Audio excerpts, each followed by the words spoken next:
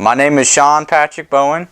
I am from Pleasanton, California, and I came here to the Academy of Art University to to study film and screenwriting.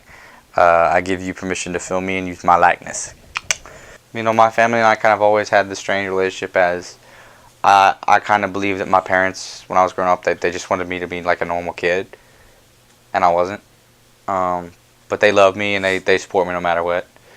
But it was hard. Like, my dad didn't understand a lot, and my mom didn't understand, and I feel like some of her family, like my grandparents, didn't really want to understand. Like, they knew I was different, but they didn't want me different. They wanted me kind of just be normal.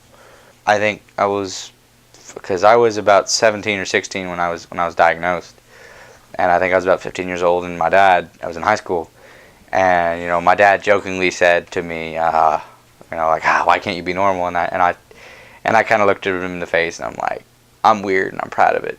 And he kind of smiled and was just like, you're an idiot, like my dad is. But when we went to the because I had tried to get into resources in my high school, which is basically kids with disabilities, and you go in there and they slow the school down. They slow the class down for you. So the school required us to go in and get me tested, see if I had anything other than the Tourette's and the OCD, which we already at that point knew. And so after the 8 hours of that, they told my parents he has mild autism. He's mild Asperger's.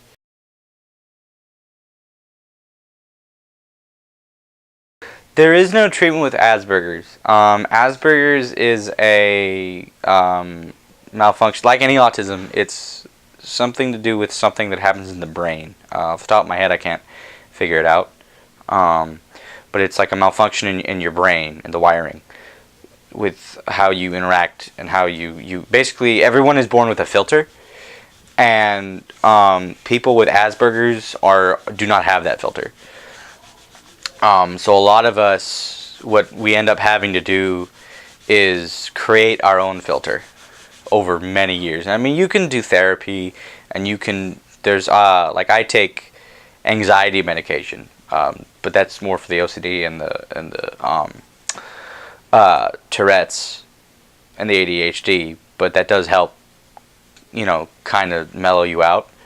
But other than that, there's really no medication, there's really no treatment, there's no surgery, because it's a genetic disorder, unfortunately. So there's no way to really handle it any other way than just to cope with it, which is what I've done for the past 20 years.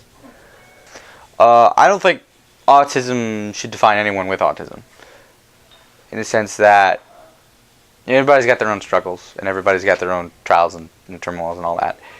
We all deal with things, and it's how we deal with them that makes us who we are. I have autism, and I have OCD, and I have Tourette's and ADHD, and I tell people that I'm open. It's one of the first things I say to them. But that doesn't change who I am. My autism is something that I have. It's not something that, I use as a crutch. I don't blame stuff on my autism or my Tourette's or my OCD. I own up to it, and I man up to it, and I act who I am according by it.